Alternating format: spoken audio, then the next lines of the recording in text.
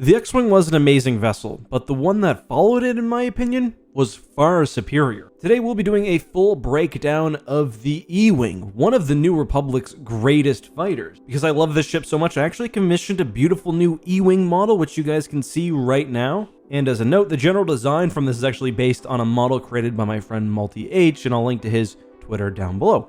As you can see though, the E-Wing is a very different fighter. It lacks the apparent complexity of something like an X-Wing or a B-Wing and has no moving S-foil. Instead, we have a ship that looks somewhat rugged, dependable, and that actually basically sums up the E-Wing fairly well. So the E-Wing first appeared in the Dark Empire comics, and ever since its first real lore dump in the Dark Empire sourcebook, most of the fighter's details have actually remained pretty consistent. So the E-Wing was the first fighter commissioned, designed, and created by the New Republic. For most of the New Republic's early years fighting warlords, they were still using their old favorites, the X-Wings and Y-Wings that the Rebellion had been gifted and had produced. But the E-Wing, alongside the MC-90, which was the first New Republic purpose-built warship, was, in my opinion, a major step forward. It was really a combination of the best features of the A-Wing and the X-Wing, with even a little bit of Y-Wing sprinkled in there. In the Thrawn trilogy, there's one scene where Grand Admiral Thrawn is attacking a convoy which is protected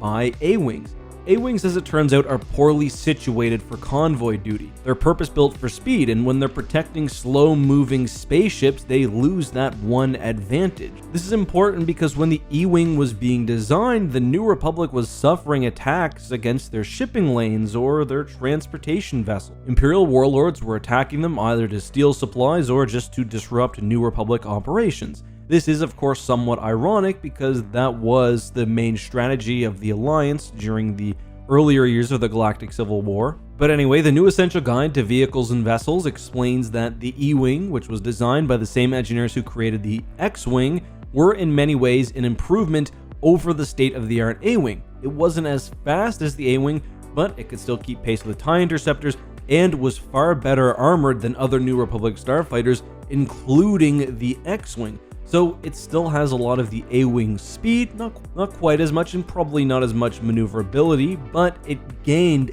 more armor. So it didn't have to make the same sacrifice as the A-Wing, if that makes sense. So it's much more well situated for working as a multi-role starfighter. Alongside that really impressive durability and speed was an amazing suite of weapons. The E-Wing had a trio of laser cannons, including of course the distinctive laser cannon on the top of the cockpit, but according to the new Essential Guide to Vehicles and Vessels, it also carried the second most firepower at the time of its design, behind only the B-Wing itself. Now of course, as the New Republic made more advanced heavy bomber fighters, like the K-Wing for example, the E-Wing would have fallen down in the ranks quite a bit, but it's impressive because the E-Wing is not meant to be a big capital ship fighting starfighter. Nonetheless, with 16 proton torpedoes, it could function as a light or even medium bomber. It does seem like the E-Wing made some sacrifices in order to achieve this godly combination of speed, durability, and firepower. For one, as I mentioned, it went with the sort of Y-Wing design, i.e. there weren't a lot of movable parts. It was a very simple starfighter, not necessarily a bad thing, just something to note. Second, the cannons were designed to use a synthetic Tabana gas. This is, according to the Dark Empire sourcebook, because of, and I quote, the state of the galactic economy, with synthetic seeming like an economical alternative to natural Tabana gas. However, synthetic Tabana proved to be somewhat unreliable, and again, according to the Dark Empire sourcebook, as the gas's spiral structure broke down, the weapon range of the E-Wing 2 would also decrease, so the vessel becomes less effective the longer it's using this synthetic gas. So there were two options. One was to replace the gas on a regular basis, which kind of removed the economical argument for using it in the first place, but later a mechanical solution was created, leading to the Type B E-Wing. There's also the fact that a lot of the E-Wing's systems were pushed off to the Astromech droid, Interestingly, because of the advanced nature of the craft, the E-Wing did not ordinarily use an R2 Astromech, rather it had an R7 droid, which is actually hidden within the vessel itself, which kind of makes sense. There's no reason to have your droid exposed as long as it can reach important areas for maintenance. But I mean, that's still somewhat of a problem. You've got a vessel which is supposed to be cheaper to run and just all around really phenomenal, but now you need a specialized astromech. So there were at least 4 series of E-Wings, with the last series at least being backward compatible with R2 units. Aside from most likely fixing the issue with the Tabana gas, there's not a whole lot of detail regarding other improvements made to the E-Wing,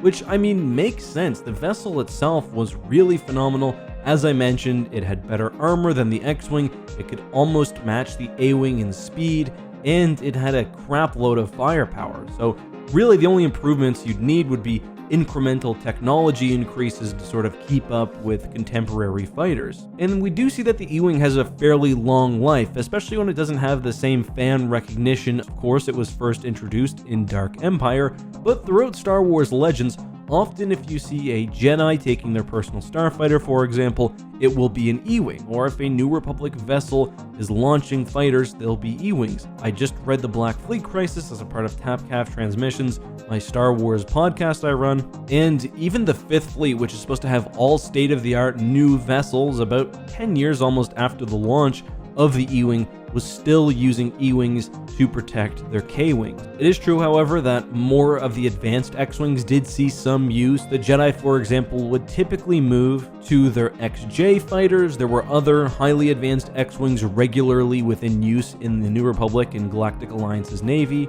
But even Rogue Squadron, probably the most famous X-Wing group in galactic history, sometimes used E-Wings, which is pretty impressive. All in all, though, I think it's an amazing ship. I love the design. It just screams Star Wars to me. It manages to be close enough to something like the Z95 or of course the X-Wing to feel like it's in universe. It's got that sensor array on the nose, very X-Wing like, but it's still different enough that it's a unique ship and has a very nice look to it. One thing that people always talk about is, well, what about that blaster cannon over the cockpit?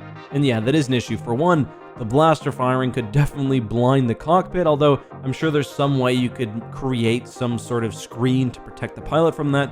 But also, you gotta be careful that you don't bump your head when you're exiting the E-Wing. A lot of people have asked me, how do pilots get out? And I assume that the canopy either slides forward or maybe to one side, then you just have to watch your head. Also, when making the model, we did decide to add thrusters to the back. This is actually something that I requested specifically. Not necessarily something you usually see in the lore, but I thought it would be a cool addition. And I mean, it looks a bit weird to me with just a blank spot right on the tail end. I thought an extra engine would look cool. But guys, that's all for today. Until next time, have a good one, be safe, and may the Force be with you.